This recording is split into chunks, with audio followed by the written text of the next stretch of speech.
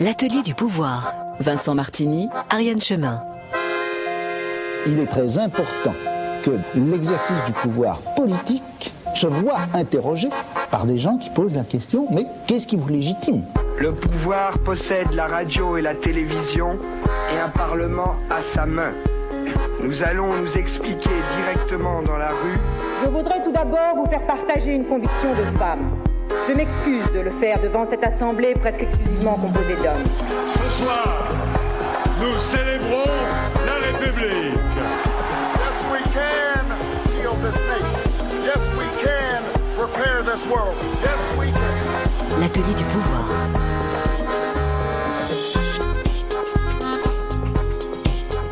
Bonjour à tous, bonjour Vincent Martini. Bonjour Ariane Chemin. Très bonjour heureux à tous de vous retrouver dans ce nouvel atelier du pouvoir, l'émission qui chaque samedi décortique la politique, se propose de déchiffrer modes et codes des sociétés démocratiques, vous promène au cœur des institutions et analyse discours, mots et concepts. Demain, dimanche 13 novembre, la France commémorera les attentats qui, il y a un an, ont fait 130 morts au Bataclan et aux alentours de Paris. Nous sommes en guerre, ont expliqué dès le lendemain les responsables de l'exécutif, tandis que des militaires en treillis apparaissaient un peu partout dans les rues du pays. Qui dit guerre dit ennemi, mais nommer le groupe terroriste Daesh ne dit pas dans quel type de conflit la France est engagée. Une année après les attaques les plus graves commises sur le sol français depuis la Seconde Guerre mondiale, peut-on vraiment parler de guerre? Et si oui, contre qui? C'est la question que nous nous posons aujourd'hui, cher Vincent. Oui, Ariane, un an après les attentats du 13 novembre, quelques mois à peine après ceux de Nice, il est parfois difficile de réaliser au quotidien que la France est en guerre. Et pourtant, le discours de l'ennemi est omniprésent dans la vie politique française.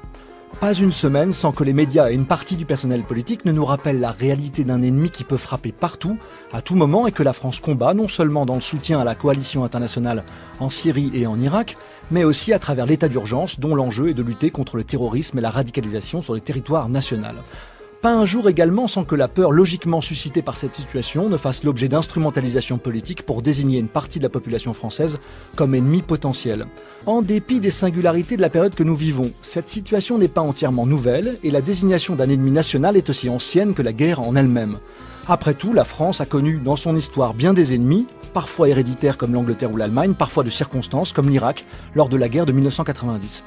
Toutefois, le déclin des conflits conventionnels a ouvert la voie à toute une série de situations de guerre qui ne ressemblent pas aux guerres d'antan. Dès lors, les ennemis n'ont pas forcément la même nature et les désigner devient un enjeu majeur pour mieux les combattre. L'intellectuel américano-palestinien Edward Said nous a rappelé dans son œuvre majeure, L'Orientalisme, l'Orient créé par l'Occident, que la désignation d'un ennemi nous renseigne sur nos représentations de nous-mêmes, sur la manière dont nous existons face à l'ennemi. Penser l'ennemi est aussi une manière de nous émanciper de la peur qu'il nous inspire tout en revendiquant un système de valeurs face à lui. Alors, quels sont les enjeux de la désignation d'ennemis et que cela implique-t-il ? Comment cette désignation a-t-elle évolué dans l'histoire et qu'est-ce que cela nous dit de nos sociétés ? Ce sont quelques-unes des questions graves que nous posons aujourd'hui à nos invités dans cet atelier du pouvoir consacré à la construction de l'ennemi et du rapport à la guerre, notamment à la guerre contre le terrorisme. Avec nous dans le studio, Michel Goya, vous êtes un ancien colonel des troupes de marine et vous avez été sur le théâtre de tous les conflits de Sarajevo au Rwanda. Vous avez été conseiller auprès du chef d'état-major des armées de Nicolas Sarkozy entre 2007 et 2009. Vous êtes aussi un théoricien et un analyste des conflits et enseigné notamment à Sciences Po. Vous avez écrit chez Taillandier La chair et l'acier, l'armée française et l'invention de la guerre moderne 1914-1918, puis il y a 2 ans Sous le feu, la mort comme hypothèse de travail. Vous animez en outre un blog très consulté sur les questions militaires, Le fil de l'épée. À vos côtés, Mathias Delory, vous êtes politiste et historien, chargé de recherche CNRS au Centre Émile Durkheim de Sciences Po Bordeaux. Vous êtes spécialiste des théories critiques de la guerre et vous dirigez actuellement un projet de recherche sur les représentations de l'ennemi dans les guerres occidentales modernes. Vous êtes l'auteur avec Gilles Bertrand de Terrorisme, émotions et relations internationales, mise en perspective des attentats de janvier, paru en avril 2015, et vous animez un blog sur le site de Mediapart, où vous avez écrit après les attentats de Charlie un article très commenté et discuté, « C'est mort que nous n'allons pas pleurer ».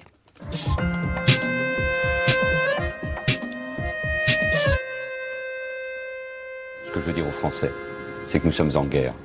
Nous faisons face à un acte de guerre organisé méthodiquement par une armée terroriste, djihadiste, qui avait déjà planifié et organisé des attentats. Mais nous avons toujours dit qu'il n'y avait pas de risque zéro. Nous avons toujours dit que nous pouvions connaître de nouveau des attentats Et parce que nous sommes en guerre, nous prenons des mesures exceptionnelles. Et nous agirons. Et nous frapperons cet ennemi pour le détruire. Bien sûr, en France et en Europe, pour poursuivre ceux qui ont commis cet acte. Mais aussi en Syrie et en Irak. Et nous répondrons au même niveau que cette attaque, avec une très grande détermination. Et nous gagnerons cette guerre. Vous avez reconnu la voix du Premier ministre français Manuel Valls, juste après les attentats du 13 novembre, au journal de 20h de TF1. Cette intervention, l'Atelier du pouvoir l'avait déjà diffusée le 6 février 2016, lors d'une émission sur la communication au sommet de l'État. Michel Goya, bonjour. Bonjour. Alors, s'agit-il de propagande ou peut-on dire que la France est en guerre ? Oui, la France est en guerre, bien sûr, à partir du moment où il y a un affrontement violent entre entités politiques, et l'État islamique, c'est une entité politique. Le commando du 13 novembre, il n'est pas venu pour braquer une banque, il n'est pas venu pour faire quelque chose de crapuleux, il est là pour mener une action politique. Donc à partir du moment, et c'est ça qui fait la guerre, et c'est ça qui fait l'ennemi, c'est cette notion politique. Donc oui, nous sommes en guerre, mais on voit bien dans le discours du Premier ministre qu'il y a cette première partie, on déclare la guerre au sens premier. Mais c'est la deuxième partie qui pose un petit peu problème de la phrase, c'est-à-dire que déclarer la guerre, c'est aussi effectivement désigner un ennemi, et désigner un ennemi dans ce dialogue violent que constitue la guerre, c'est lui donner un statut particulier, quasiment un statut d'interlocuteur.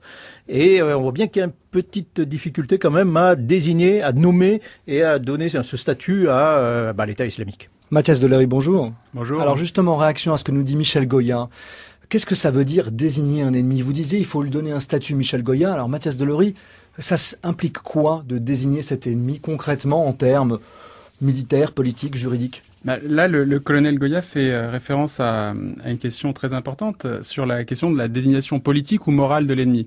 Donc ça renvoie aux travaux du philosophe Carl Schmitt, qui fait une distinction entre l'ennemi comme inimicus, c'est l'ennemi moral, ou l'ennemi comme hostis, qui est l'ennemi politique. Et alors là, je crois qu'on a affaire finalement à une ambiguïté que relevait le colonel Goya, c'est que d'un côté, on est dans une guerre contre une entité politique, alors on fait la guerre, voilà, avec les moyens conventionnels, éventuellement en essayant de respecter autant que faire se peut le droit international humanitaire. Et puis d'un autre côté, on convoque un vocabulaire, le vocabulaire du terrorisme ou de la lutte antiterroriste, qui nous renvoie directement plutôt à une conception morale de l'inimitié. Et donc moi je voudrais sur ce point souligner que ces mots terroristes, djihadistes, avec tout l'imaginaire qu'ils charrient, ont des effets qui peuvent amener à dévier la guerre de son orbite politique et juridique. Et j'en vois juste un élément très concret, c'est la notion de combattant illégal, qui est une notion clé, qui a permis à l'époque Bush de justifier la torture et qui est un héritage direct de cette conception morale de l'inimitié. Alors pour rebondir sur ce que vous disiez tous les deux, Michel Goya, Mathias Delary, dans votre perspective, l'un du praticien, pour Michel Goya, vous qui êtes un militaire de carrière et vous, Mathias Delary, le chercheur, la question que je voulais vous poser, c'est qui désigne les ennemis ? Alors, d'une certaine manière, on dit il faut leur donner un statut, le Premier ministre les nomme, mais c'est le Premier ministre, c'est le pouvoir politique qui désigne les ennemis, Michel Goya ? C'est d'abord effectivement le pouvoir politique. Maintenant, ce n'est pas, comme disait Machiavel, je crois, ce n'est pas parce qu'on ne veut pas d'ennemis que l'on n'en a pas. Donc l'ennemi peut se désigner de lui-même à partir du moment où il agresse ou il attaque avec, encore une fois, un contenu politique. Mais voilà, normalement, c'est le politique, ce sont les dirigeants politiques qui sont là pour dire les choses. Et on voit bien d'ailleurs dans le discours, il y a deux aspects. Il y a l'aspect effectivement explicatif, dans quelle situation nous nous trouvons, et il y a aussi un aspect un peu mobilisateur. Dire voilà, c'est la guerre, je vais prendre juste un autre exemple inverse. En 2008, vous avez une embuscade qui a lieu en Afghanistan, dans la vallée d'Uzbin, et vous avez des soldats français qui sont attaqués. Vous en avez 10 qui sont tués dans les différents combats. Et le lendemain, on demande au ministre de la Défense de l'époque, monsieur le ministre, c'est la guerre. Et il répond non. Parce que, justement, du mot a un sens. Et dire c'est la guerre, c'est, voilà, on bascule dans une autre situation, on mobilise éventuellement les esprits, et dire que ce n'est pas la guerre, c'est placer la population, on va dire, l'opinion, dans un autre contexte, où on essaie de rassurer, on essaie de minimiser en réalité les choses. Et c'est pour mobiliser, Mathias Delary, finalement, que Manuel Valls a réagi aussi rapidement, d'après vous, après les attentats du Bataclan ?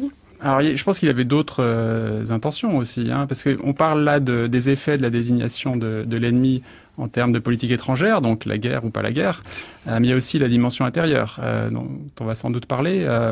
Il faut voir que la déclaration de Manuel Valls, elle a été suivie de toute une série de mesures de mise en place de ce qu'on appelle aujourd'hui l'état d'urgence, mais ce qu'on appelle analytiquement l'état d'exception, qui sont des régressions démocratiques, qui ne sont pensables qu'à partir du moment où on fabrique cette désignation rhétorique, symbolique de l'inimitié, quoi. Et donc effectivement, avant janvier 2015, on faisait la guerre, mais sans le dire. Voilà. Et donc, ce qui est nouveau à partir de janvier 2015, c'est surtout cela, c'est surtout les effets sur la politique intérieure. Mais on a l'impression qu'il n'y a pas que la politique qui désigne les ennemis. Il peut y avoir, par exemple, l'armée qui a des mots particuliers pour désigner l'ennemi. Il peut y avoir aussi les médias qui désignent des ennemis. Mathias Delory. Oui, alors les médias, ils se font surtout la caisse de résonance là des rhétoriques politiques. Bon, pour l'armée, je pense que le colonel Goya en parlerait mieux que moi. Moi, il me semble que l'armée est plutôt intéressée par une définition relativement neutre et apaisée de l'inimitié. C'est-à-dire que tout ce vocabulaire moral, aujourd'hui, le terrorisme, ça n'intéresse pas beaucoup les militaires. Tout comme à l'époque de la Première Guerre mondiale, par exemple, la désignation de l'allemand comme en termes de Boche non plus n'intéressait pas les militaires. Les militaires veulent faire la guerre avec méthode et pas avec passion. Voilà. Michel Goya. Oui, c'est vrai. Plus exactement, nous voulons savoir si nous sommes en guerre. Déjà, ça change considérablement les choses. Je vais citer deux exemples. Il y a plusieurs moyens d'employer la force légitime. Hein. Il y a mission de police. Et, en fait, il y en a deux. Il y a la mission de police et la guerre. Et c'est pas du tout le même contexte. La guerre, encore une fois, c'est un affrontement politique. La mission de police, c'est pas un affrontement politique. Il y a un ordre, il y a une situation qu'on essaie de restaurer ou d'équilibrer. Et là, pour le coup, on s'attaque éventuellement, on essaie de neutraliser éventuellement des contrevenants à cet ordre, des délinquants, pour simplifier. Bon. Pour les missions militaires à l'étranger, vous avez effectivement des missions de guerre à partir du moment où vous avez un ennemi, mais vous avez aussi des missions qui relèvent de la police internationale, où il n'y a pas d'ennemi. Je donne juste deux exemples quasi contemporains. L'intervention au Mali, opération Serval. Ça, on est dans un contexte 2012. De guerre. Le mot d'ailleurs est la déclaration au sens premier, encore une fois, a lieu tout de suite par le président. Il y a un ennemi qui est désigné, ce sont les groupes djihadistes qui occupent le nord du Mali, et une mission claire, les détruire.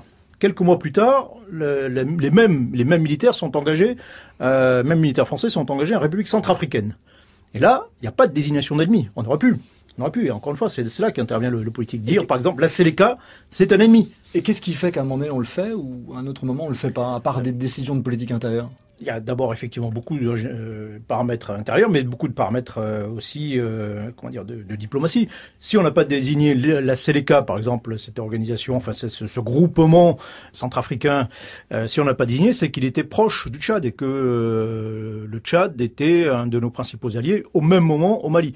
Donc on a fait le choix de ne pas faire la guerre. Bon, et si on ne fait pas la guerre, on fait la police. Et là, c'est tout autre chose, c'est tout un autre contexte, c'est d'autres façons de faire. Mathias Delory, pour revenir sur l'idée de la définition de l'ennemi et finir un petit peu avec cette idée-là pour que les auditeurs comprennent bien de quoi on parle, est-ce que vous diriez quand même qu'il y a une forme de définition consensuelle de l'ennemi aujourd'hui quand on parle de l'ennemi terroriste, par exemple? Est-ce que vous avez l'impression qu'il y a encore des conflits pour savoir si on est en guerre, pas en guerre, s'il y a des ennemis, pas des ennemis, ou est-ce que globalement, vous diriez qu'il y a une forme de consensus sur cette question? Ce qui est intéressant, c'est qu'il y a d'un côté une volonté de maintenir une certaine ambiguïté dans la désignation de l'ennemi, et le terme terroriste participe de cette ambiguïté. Et c'est une ambiguïté qui est fonctionnelle, parce que on sent bien qu'il peut être intéressant politiquement de pouvoir qualifier de terroriste quelqu'un auquel on n'avait pas pensé avant, notamment dans le contexte de l'état d'urgence. Donc là, il y a une ambiguïté fonctionnelle, je crois, qui est importante. Et en même temps, il y a aussi tout un sous-texte d'association de la notion de terrorisme à l'islam, qui est un sous-texte extrêmement puissant qu'on retrouve dans la notion de djihadisme, qui est une notion très très curieuse, parce que finalement le djihad, pour 99,9% des musulmans, c'est une pratique intérieure complètement pacifique. Or, les politiques, les médias utilisent le terme djihadiste pour qualifier des combattants armés qui peuvent éventuellement commettre des attentats terroristes. Et donc là, on a finalement un sous-texte qui est extrêmement puissant et qui va contre l'ambiguïté dont je parlais tout à l'heure, et qui a des effets évidemment terribles pour les musulmans aujourd'hui. Alors avant de continuer sur la question de la guerre du terrorisme, on voudrait un peu revenir en arrière pour essayer de réfléchir aux évolutions de la figure de l'ennemi et de l'adversaire en relations internationales. On va écouter une voix que vous connaissez bien dans une archive très très courte, on l'écoute. nos meilleurs souhaits à tous les peuples de la terre, où la France d'à présent ne se connaît pas d'ennemis. Général de Gaulle, bien sûr. Est-ce que Michel Goya, c'est vrai ce qu'il dit? Est-ce que le général de Gaulle a raison? Est-ce qu'il y a eu des périodes de l'histoire de France où on n'a pas eu d'ennemis? Non, il n'y a pas eu, enfin l'ennemi ça peut être un ennemi actuel. Là, le général de Gaulle parlait en décembre 67, il faut le resituer. Oui. Non, mais c'était juste avant qu'il engage les forces au Tchad dans une guerre qui allait durer 3 ans contre une organisation qui s'appelait le Front de Libération Nationale. Voilà, donc en réalité, depuis la fin de la guerre d'Algérie, nous ne cessons pas de faire la guerre. Si on prend comme définition la guerre comme un affrontement politique, un affrontement armé entre entités politiques, on a dû en faire à peu près 18 depuis 62. Depuis 62, ah oui, c'est voilà. Beaucoup. Alors des guerres qui peuvent être des guerres aussi secrètes, hein. Là aussi, quand on s'affronte, on a une guerre froide quasiment avec la Libye pendant plusieurs années, avec l'Iran pendant plusieurs années. Ce sont des guerres qui font des morts. Vous pourriez faire une forme de typologie de ces guerres. En fait, on se doute bien que toutes ces guerres ne se ressemblent pas. On peut pas mettre, par exemple, sur le même pied d'égalité la guerre d'Algérie, la guerre d'Irak en 90 et la guerre froide avec la Libye dont vous parlez. Il y a une confusion qui est souvent faite, enfin une association qui est souvent faite entre la guerre et la guerre entre États. Bon, il y a le poids des conflits mondiaux derrière tout ça, mais en réalité, la grande majorité des guerres se fait contre des organisations armées, pas contre des États. En réalité, quand vous regardez, il y a 400 soldats français qui sont tombés, qui sont morts pour la France. Donc tombés au combat depuis 1962. Il n'y en a aucun qui a été tué par une armée régulière, par une armée d'un État. Ils ont tous été tués par des groupes armés, le Front de Libération Nationale ou autres. Mathias Delory, justement, ça pose des vraies questions sur les typologies de l'ennemi, d'une certaine manière. Parce que si aucun de ces 400 soldats morts pour la France depuis 1962, tombés au combat, ne l'a été par une armée régulière, ça veut dire que, à chaque fois, ce sont différents types de groupes, mais on se doute qu'entre le FLN et Daesh, c'est pas du tout la même chose. Ouais, enfin moi je vois quand même un gros point commun entre le FLN et Daesh, c'est l'invisibilisation de la violence qui est menée contre eux. C'est-à-dire que là on parle des 400 morts français et c'est évidemment très important de parler des 400 morts français, mais la violence guerrière occidentale dans ce contexte des guerres non déclarées, non conventionnelles contre des organisations qui ne sont pas des États est une violence qui n'est pas dite. C'est une violence qui est ultra euphémisée. Moi, je voudrais juste donner un chiffre donc relatif à la guerre contre Daesh aujourd'hui. Juste la coalition internationale à laquelle la France participe a largué 56 000 bombes sur la Syrie et l'Irak. 56 000 bombes, c'est quelque chose d'absolument inouï. Et on sait combien de victimes ces bombes ont fait ou c'est difficile de le savoir? Alors, le colonel Goya a peut-être plus de chiffres, mais pour Colonel Goya, on estime que alors les chiffres, c'est très difficile en réalité de déterminer.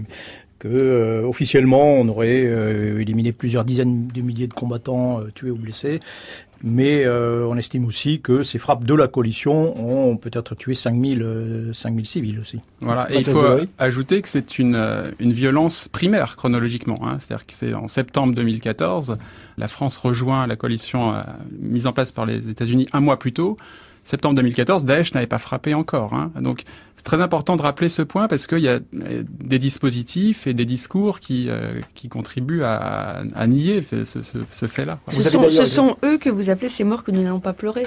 Oui, exactement. Voilà. Alors les morts qu'on ne pleure pas, c'est pas seulement les morts non occidentaux, hein. C'est ça ce qui est important de dire, parce que l'Occident a aussi beaucoup d'attention pour certains morts non occidentaux, hein. Typiquement les femmes afghanes qui sont victimes des talibans, les Maliens sur le point de tomber sous le coup des djihadistes, comme on les appelle au Mali. Donc il y a une attention pour certains morts non occidentaux, mais pas pour tous. Et donc ceux qui sont exclus de cette économie de la compassion, sont évidemment les combattants, mais aussi toutes ces personnes qualifiées de victimes collatérales. On comprend, Mathias Delory, que votre article ait fait beaucoup parler à l'époque, ces morts que nous n'allons pas pleurer, parce que il peut aussi donner le sentiment que vous faites une sorte de corrélation entre les morts d'ici et les morts de là-bas, et que dans le contexte des représentations de l'ennemi, justement, c'est un discours qui, des fois, j'imagine, a du mal à passer. Oui. Au lendemain de cet article, j'ai eu quelques déboires. Ouais, j'ai été désigné comme l'ennemi par un certain nombre de personnes. Ouais. Alors justement, cette question d'ennemi, on aimerait vous faire écouter une réflexion d'un philosophe, François Kervégan, qui, à l'antenne de notre collègue Adèle von Rett, Les Nouveaux Chemins de la Connaissance, nous parlait justement de cet nouveau type de guerre, cette guerre totale dont nous parle Carl Schmitt. On l'écoute. Une chose qui me paraît intéressante chez Schmitt, c'est cette idée qu'il est très important de faire la différence entre l'ennemi et un criminel.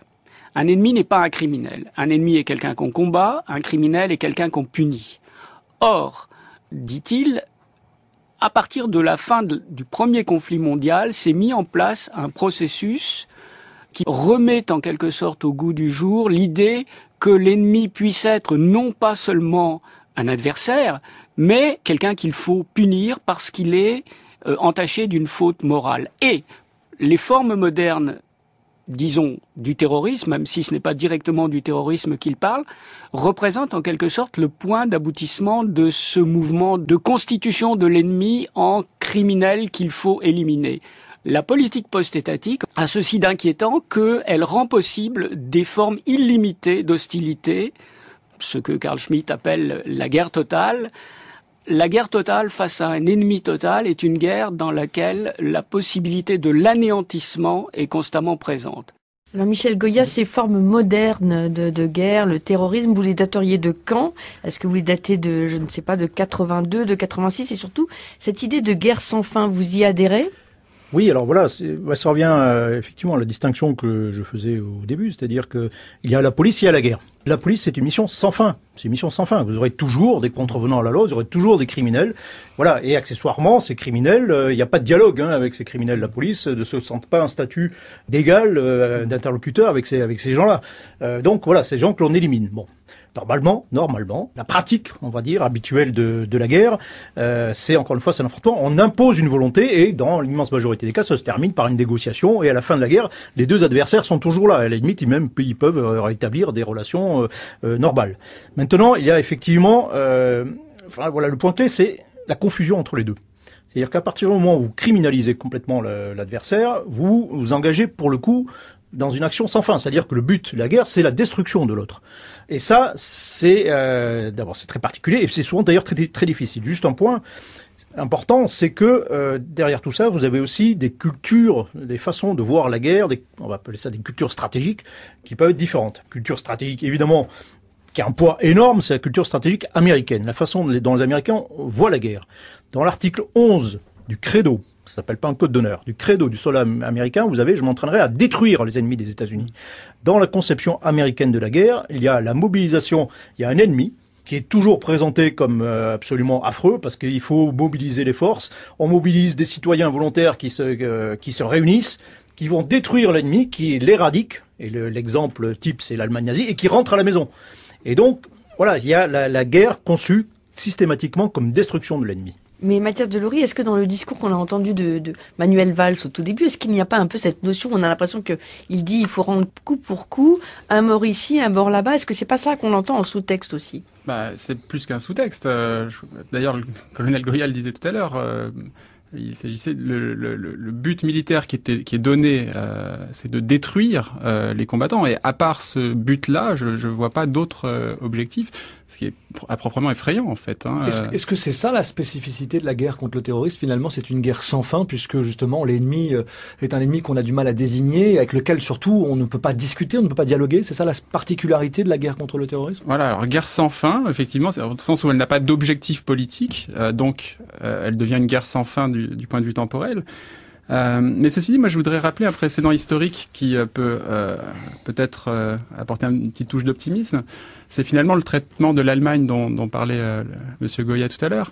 En fait, l'Allemagne était désignée comme un ennemi moral par les Alliés pendant la Seconde Guerre mondiale. Alors ça a eu toute une série de conséquences. Bon, la guerre totale, évidemment, les bombardements de la RAF et de l'US Air Force, entre 400 000 et 600 000 morts civiles, c'est quelque chose. Après la guerre 1945, les prisonniers allemands sont déclarés combattants illégaux. Donc là, le parallélisme historique, c'est tout à fait parlant. Donc, ce qui a permis de les utiliser à des fins, par exemple, de déminage, donc de les soustraire aux conventions de Genève. Voilà. Et 5 ans plus tard, l'Allemand n'était plus cet être horrible et maléfique, c'était devenu le partenaire de la construction européenne. Mais est-ce que le militaire et le chercheur, Michel Goya et Mathias Delory, vous êtes d'accord sur la réponse qu'on peut faire contre le terrorisme? Est-ce que la guerre, Michel Goya, est la seule réponse au terrorisme? Bon, d'abord, on ne fait pas la guerre au terrorisme. Le terrorisme, c'est un mode d'action. C'est une façon de faire. On fait la guerre, encore une fois, à des groupes qui éventuellement pratiquent des actes terroristes, qui s'attaquent à des civils, à des fins de terreur, enfin à des fins mais qui sont aussi des fins politiques. On s'attaque toujours systématiquement à des groupes.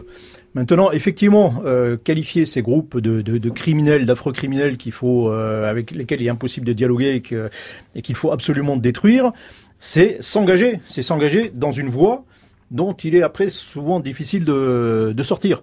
Prendre un exemple historique, au début de la guerre d'Algérie, qui s'appelle pas encore une guerre justement, quand il y a une série d'attaques, d'attentats en réalité sur l'ensemble du territoire algérien, le gouvernement s'est réuni et doit qualifier les choses. Et il ne le qualifie pas de guerre, donc c'est pas la guerre. On sait qualifie les événements. Et voilà, donc ce sont des événements et ce sont des criminels. Et à partir de là, on s'engage dans une voie particulière dont il est ensuite très difficile de sortir et qui d'ailleurs se terminera par une négociation avec ce groupe armé et finalement par la reconnaissance de l'état de guerre, la situation de guerre quelques années plus tard. Mathias Delory, sur la guerre comme seule réponse à la question du terrorisme. Alors moi, je serais peut-être plus radical. Je pense que c'est une réponse idiote. Du point de vue stratégique, je crois qu'il est très important de définir les objectifs. Dans cette histoire, si l'objectif c'est de prévenir des attentats ou de faire en sorte qu'il n'y ait plus d'attentats sur le territoire français ou occidental, la meilleure chose à faire c'est de ne pas attaquer.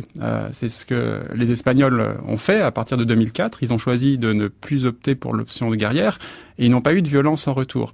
Donc à mon avis, la seule bonne rationalité ou raison de ces guerres-là, c'est l'argument humanitaire. Oui, mais là je vous arrête tout de suite, c'est que la situation de la France, la situation de l'Espagne dans les relations internationales et vis-à-vis du Moyen-Orient n'est pas du tout la même.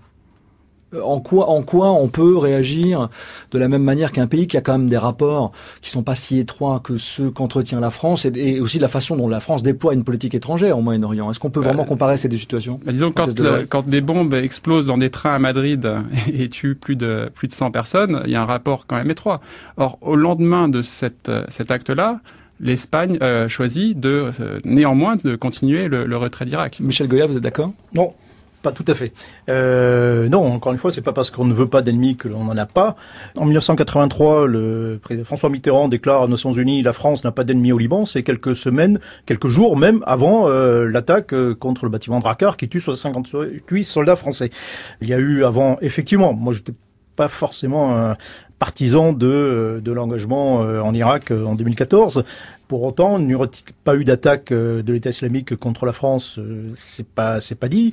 Il y a eu des attaques auparavant, il y a eu des attaques du 1995, des attaques du GIA, de groupes algériens qui nous ont attaqués. Des groupes nous ont déclaré la guerre. C'est-à-dire que voilà, le problème c'est là. À partir du moment où des groupes ou des entités nous déclarent la guerre, qu'on le veuille ou non, nous sommes dans cette situation de guerre. Nous allons quitter un instant la France pour partir en Turquie. C'est l'heure de notre séquence internationale. L'atelier du pouvoir. Vincent Martini, Ariane Chemin. Dans notre introspection sur notre rapport à la guerre et à la notion d'ennemi, nous avons décidé de vous emmener dans un pays qui n'en manque pas d'ennemis et qui est pourtant au carrefour des relations internationales entre l'Europe et le Moyen-Orient. Il s'agit de la Turquie. Le tournant autoritaire et nationaliste dans lequel Recep Erdogan emporte depuis plusieurs années la Turquie le conduit à désigner ennemis intérieurs et ennemis extérieurs qui façonnent sa conception du pouvoir, sa politique étrangère et sa définition d'une nation assiégée. Pour réfléchir à cette notion d'ennemi et aux manières de le combattre, l'atelier du pouvoir reçoit aujourd'hui le journaliste Guillaume Perrier. Bonjour Guillaume Perrier. Bonjour. Merci beaucoup d'avoir accepté notre invitation dans un calendrier chargé, puisqu'après avoir été correspondant du Monde à Istanbul pendant une dizaine d'années, vous partagez aujourd'hui votre activité entre des enquêtes au long cours publiées dans la presse ou sous forme de livres, notamment Le Fantôme arménien, paru chez Actes Sud en 2013, et l'écriture de documentaires, dont le dernier, Erdogan, l'ivresse du pouvoir, que vous venez de terminer, sera diffusé sur Arte dans 10 jours, le 22 novembre. Alors, ma première question, elle porte sur ces ennemis de la Turquie. Qui sont-ils aujourd'hui? Quels sont les ennemis désignés en tout cas par la Turquie? Alors aujourd'hui, l'ennemi principal, c'est évidemment Fethullah Gülen, ce mystérieux imam qui réside en Pennsylvanie depuis 17 ans maintenant. Et si vous voulez, aujourd'hui, depuis 2-3 ans maintenant, c'est devenu la figure du mal absolu. On parlait tout à l'heure de guerre totale, de volonté de destruction de certains groupes au sein de la société. En Turquie, on est totalement dans cette logique. Donc on a un ennemi désigné désigné comme la figure du mal absolu, et tous les éléments qui tournent autour de cet ennemi sont des gens à éliminer purement et simplement et par tous les moyens possibles, des moyens militaires mais aussi des moyens policiers, en l'occurrence des moyens judiciaires. Et voilà, donc aujourd'hui Fethullah Gülen, c'est vraiment la menace contre la sécurité nationale formulée par le pouvoir. J'imagine qu'il y en a d'autres des ennemis aujourd'hui, à part Fethullah Gülen, notamment des ennemis intérieurs. Alors le Kurde, évidemment, est une des grandes figures traditionnelles de l'ennemi turc. En général, si vous voulez, l'ennemi en Turquie prend la figure du traître à la patrie. Donc c'est comme ça qu'on le désigne. C'est souvent la 5e colonne, donc le Kurde, l'Arménien, le Grec, et tous ces ennemis finalement. Alors renvoient à l'histoire. C'est ça qu'il faut évidemment rappeler. Il faut toujours revenir là-dessus. On parle en Turquie du syndrome de Sèvres, c'est-à-dire qu'au moment où l'Empire ottoman a éclaté, s'est morcelé. Sous l'action évidemment des puissances étrangères, sont apparus un certain nombre d'ennemis, c'est-à-dire que tous ceux qui de près ou de loin collaboraient avec une forme d'intelligence extérieure, donc encore une fois le grec, l'arménien, le kurde, sont devenus des 5e colonnes au service d'un ennemi. Et justement, quel rôle ils ont eu, ces 5e colonnes, ces traîtres, comme vous le dites, dans la construction de la nation turque contemporaine? C'est la figure de l'altérité en fait. Donc évidemment dans la définition de l'identité nationale turque, il est important d'avoir un ennemi contre lequel se construire aussi, puisque la Turquie est un pays qui s'est construit après la Première Guerre mondiale, qui s'est construit une identité politique. Il fallait absolument un ennemi pour faire miroir à cette construction. Et j'imagine que ces ennemis, ils ont évolué dans le temps. On se rappelle bien sûr de l'ennemi arménien, dont on sait qu'il a été victime d'un génocide. Comment est-ce qu'on a pu finalement voir les différents tournants qui désignent des différents ennemis au cours du XXe siècle? Je dirais aujourd'hui, cette notion est totalement utilisée dans un but purement de politique intérieure. En tout cas, c'est le pli qu'a pris le pouvoir en Turquie aujourd'hui. Et donc, celui qui gêne le pouvoir de Recep Tayyip Erdogan est aujourd'hui automatiquement désigné comme l'ennemi à abattre. Et donc, comme le terroriste, toute cette rhétorique rentre en ligne de compte également. Fethullah Gülen, par exemple... On parlera tout à l'heure de la manière dont on désigne l'ennemi, mais il n'est jamais appelé par son nom. On le désigne par un acronyme, par le nom d'une organisation terroriste qu'on a accolé à son nom, etc. Et donc justement, est-ce qu'on a le sentiment finalement que il y a eu dans l'histoire de la Turquie, dans même le kémalisme, une origine de cette désignation d'ennemi comme construction d'une nation turque? C'est ce que vous êtes en train de dire? Oui, c'est ce que je vous disais tout à l'heure, c'est-à-dire qu'à la fondation de la Turquie, l'identité nationale s'est créée contre les autres identités, qui étaient les entités endogènes de ce pays à l'époque, et qu'il fallait éliminer pour construire une identité turque. Est-ce que la population turque aujourd'hui suit Recep Erdogan dans ce tournant un peu paranoïaque d'une nation assiégée, ou est-ce qu'il est plutôt isolé? Le complotisme a toujours fait recette en Turquie sous toutes ses formes. Donc aujourd'hui, je crois que la population turque est totalement divisée sur cette question. On peut pas dire que toute la population suive le pouvoir, évidemment. Une grande partie le suit.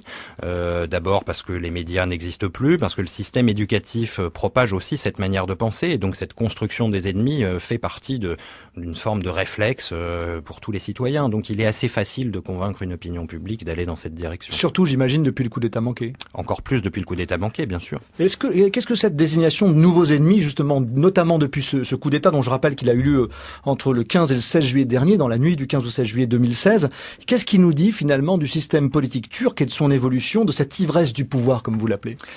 Il nous indique que ce pouvoir qui prétend être extrêmement fort est en fait d'une grande fragilité. C'est ça que ça nous dit, puisqu'il a besoin de tous ses ennemis à combattre pour pouvoir se renforcer. Donc ça montre bien une grande faiblesse. Merci beaucoup Guillaume Perrier.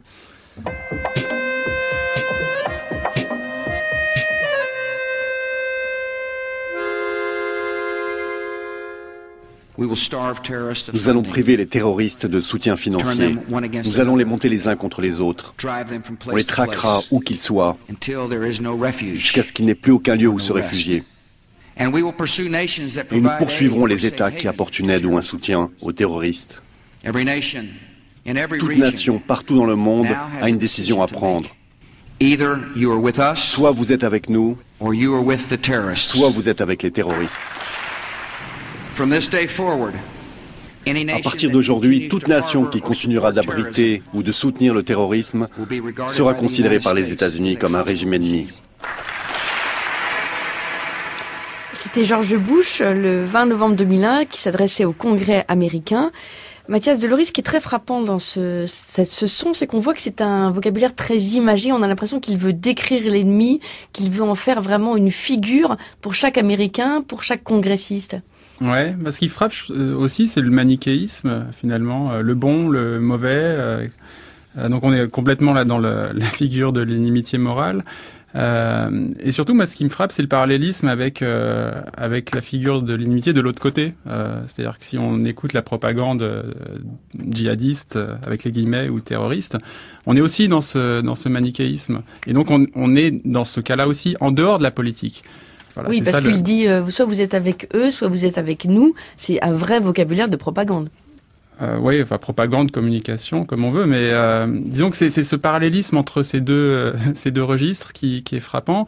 Et très honnêtement, je vois pas comment on va sortir de tout cela, quoi. Mathias Delory rappelait tout à l'heure que justement il y a un vrai décalage entre la façon dont le politique désigne l'ennemi, la façon dont l'armée l'euphémise. Michel Goya, vous qui êtes un ancien militaire de carrière, qu'est-ce que vous pourriez dire de la façon de désigner l'ennemi, par exemple dans l'armée? En quoi c'est différent de ce qu'on entend quand George W. Bush parle ou quand Manuel Valls, le Premier ministre, s'exprime il y a un an? Je reviens sur la déclaration du Premier ministre. En réalité, elles sont assez floues, quoi. C'est la guerre contre le terrorisme. Bon, encore une fois, ça ne veut rien dire. Sémantiquement, c'est une aberration. La guerre, ensuite, on est passé à la guerre contre le djihadisme, contre Daesh. C'est-à-dire qu'on n'utilise même pas on n'ose même pas prononcer le mot État islamique. Donc, on voit bien qu'il y a toute une pudeur. Bon, c'est un flou. Bon, le militaire sur le terrain, lui, il aime qu'on lui désigne effectivement, qu'on lui donne un ennemi clair et une mission relativement claire. Alors sur le terrain, c'est parfois très compliqué, hein, mais c'est plus compliqué souvent. Vous pouvez être engagé dans des situations de guerre civile où vous vous retrouvez avec des factions différentes. Moi, j'étais à Sarajevo pendant le siège. Vous aviez la ville qui était assiégée par les Bosnio-Serbes tout autour, et à l'intérieur, vous aviez des brigades mafieuses qui faisaient une sorte de siège intérieur de la ville, quoi. Et vous étiez au milieu de tout ça, et puis vous pouviez éventuellement rencontrer des gens, discuter avec des gens, boire un verre avec eux, boire le café avec eux, puis l'après-midi se battre avec eux, les mêmes. Donc c'est parfois un peu ambigu, mais le militaire d'une manière générale demande un peu de clarté. Et en même temps, on a le sentiment que le terme ennemi est rarement utilisé. Quand on parle avec des militaires, ils parlent rarement d'ennemi en tant que tel. Il va parler de cible, d'objectif, avec une technicisation du vocabulaire. Est-ce que c'est une façon de féminiser justement cette vision de l'ennemi? Non, c'est pas une façon de le féminiser. Au contraire, on aime bien savoir effectivement avoir une mission claire. Quand le président de la République dit il faut détruire les bases djihadistes dans le nord du Mali, c'est une mission qui est claire pour les militaires. D'un point de vue intellectuel, après c'est violent, c'est dur, mais c'est une situation qui est beaucoup plus claire que les situations ambiguës dans lesquelles on a été plongé parfois. Sur cette question de langage, Mathias Delory? Moi, ce qui me frappe dans le langage militaire, c'est un langage donc très abstrait, avec beaucoup d'acronymes souvent. Et alors c'est un langage, à mon avis, qui a deux types d'effets. Il y a un effet plutôt modérateur de violence, au sens où on reprend pas toute la rhétorique manichéenne, passionnelle, etc. Donc il n'y a pas de haine de l'ennemi. Et puis en même temps, il y a un autre effet qui est peut-être contradictoire, hein, c'est l'effet de neutralisation de l'empathie potentielle qu'on peut avoir par rapport à l'autre, quoi. Et donc ça m'amène à une remarque plus importante, je crois, sur finalement ces cadres qui médiatisent l'action militaire. Qui est qualifié comme combattant, qui n'est pas qualifié comme combattant. Là, il y a beaucoup d'arbitraire. On ne sait pas trop comment ça se passe. On sait, par exemple, parce qu'il y a des recherches qui ont été faites sur la guerre américaine en Afghanistan, que était qualifié de combattant toute personne masculine d'âge militaire près d'une cible stratégique.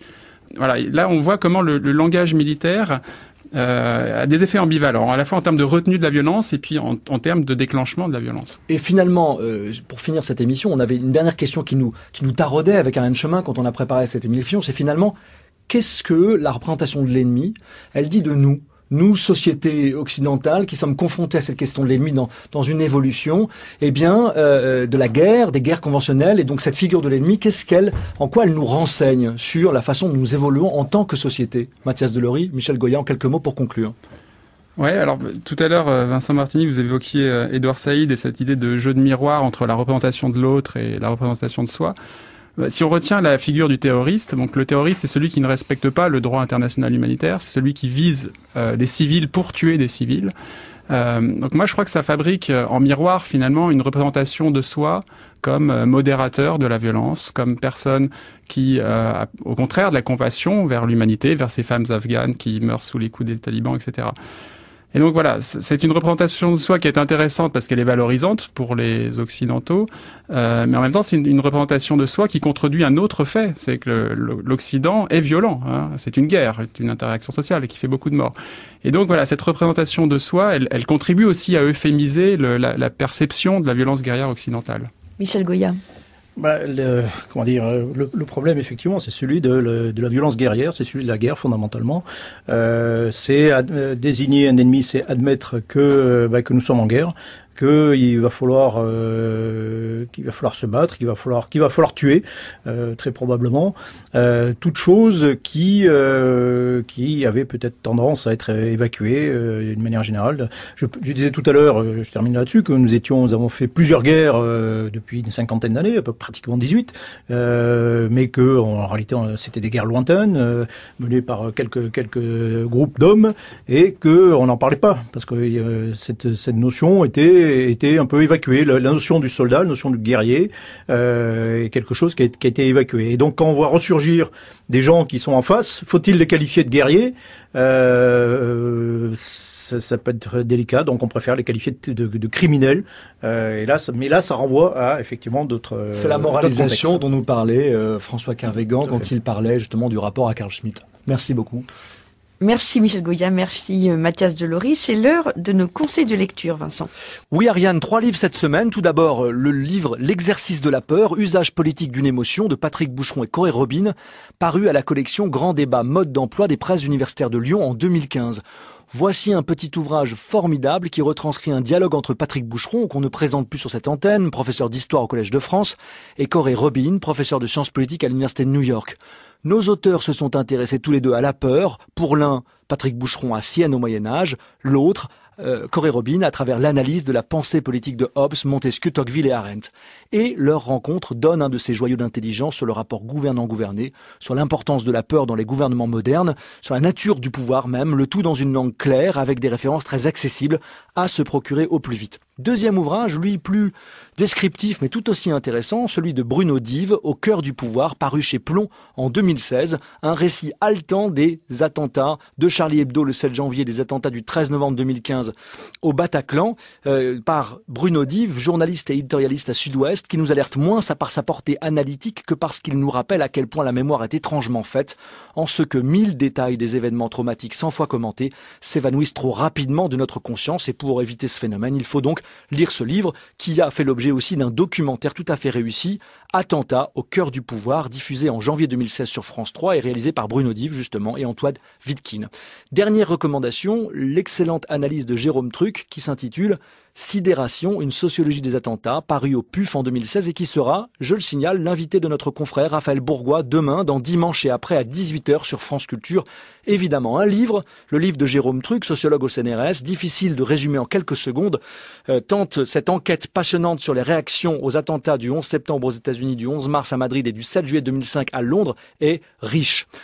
Il n'évoque pas directement les attentats de Paris, mais tout y ramène. L'étude sociologique comparée des débats sur le fait de montrer ou pas la violence, de ressentir cette violence, sur les manifestations de solidarité et des minutes de silence, toutes ces étapes douloureuses que connaissent chaque ville et chaque pays frappés par les attentats, très justement analysées. Jérôme Truc démontre par son livre la puissance de la sociologie, expliquant sans justifier les attentats et analysant les redondances des expériences sociales qui font de nous les maillons de la même chaîne d'humanité dans ces souffrances et les épreuves que nous traversons. Un livre à lire donc impérativement, et c'est tout pour aujourd'hui ma chère Ariane. Merci Vincent, merci chers auditeurs, c'est la fin de l'Atelier du Pouvoir. Une émission de Vincent Martini, Ariane Chemin, préparée par Antoine Dulster et réalisée par Vincent Aboucha. À la technique aujourd'hui, Pascal Bénard. Je rappelle que vous pouvez nous suivre sur Facebook et Twitter, Atelier Pouvoir, ainsi que sur le site de France Culture. Rendez-vous la semaine prochaine à la même heure pour un nouvel Atelier du Pouvoir.